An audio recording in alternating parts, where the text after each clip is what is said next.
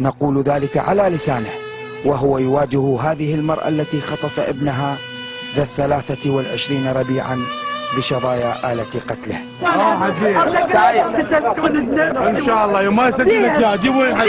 جيب الحج. ليش؟ ولك ليش ولادي راح؟ ليش ما خفت من الله؟ ما خفت من الله. ولك يا قايل اريد فلوس انا اعطيك فلوس. يا قايل اريد بيتي انا اعطيك بيتي.